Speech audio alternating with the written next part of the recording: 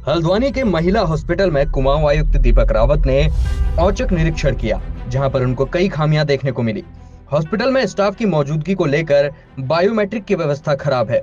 Doctor staff hospital की register में अपनी उपस्थिति भी नहीं दर्ज करा रहे हैं, जो कि गलत है, जबकि रोस्टर के हिसाब से उपस्थिति होनी चाहिए, जिससे मरीजों को भी डॉक्टर की जानकारी मिल सके।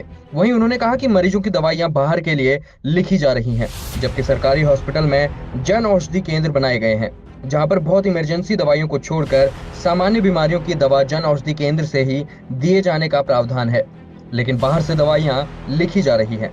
महिला हॉस्पिटल में तैनात डॉक्टर को रामगढ़ में रिलीव कर दिया गया था, लेकिन वह अभी तक वहां ड्यूटी ज्वाइन नहीं कर पाई है और ना ही कुछ उनका पता लग रहा है, जो कि बड़ी लापरवाही है।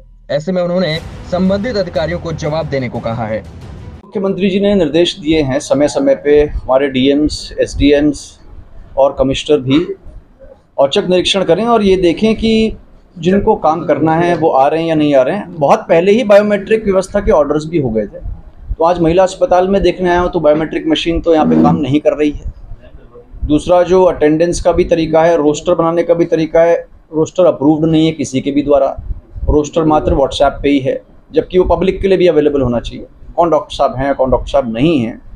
और ये जो एक तरह से एनोमली है और भी जगह चल रही है। कल द्वाराहाट के इंस्पेक्शन में भी, इंस्पेक्शन तो नहीं, एक शिकायत पे मुझे पता चला कि वहाँ पे रोस्टर इस प्रकार से बनाए जा रहे हैं कि एक डॉक्टर साहब मात्र 6-7 दिन की ही ड्यूटी कर रहे हैं महीने में, और बाकी दिन या तो वो अस्पताल में नहीं है या कहीं और है। ये एक गलत तरीका है और इससे पब्लिक को जो सुविधा मिलनी चाहिए वो नहीं मिल पा रही है। तो उसमें भी मैंने डीएम अल्मोड़ा साहब से एक इंक्वायरी करवाई है कि पता लगाएं कि कौन कब से कितने दिन के लिए एब्सेंट था और बायोमेट्रिक व्यवस्था दोबारा सुचारू वहाँ पे कराई जाए, उसके अनुसार ही सैलरी भी दी जाए। दूसरा इशू जो यहाँ पे महिला अस्पताल में है कि ये भी जब निर्देश हैं कि कोई बहुत ही इमरजेंसी की बात है तो अलग है, हम बाहर की दवाई लिख सकते हैं, अदरवाइज हम दवाई यहाँ की लिखें अगर अवेलेबल है तो। आयरन सप्लीमेंट है, आयरन सप्लीमेंट तो अस्पताल में है ही, तो उसको बाहर से बिल्कुल भी नहीं लिखा जाना चाहिए, जो कि लिखा जा रहा था। इसमें भी सीएमएस साहब से कहा है कि आप एक्सप्लेनेशन यहाँ पे कॉल करें।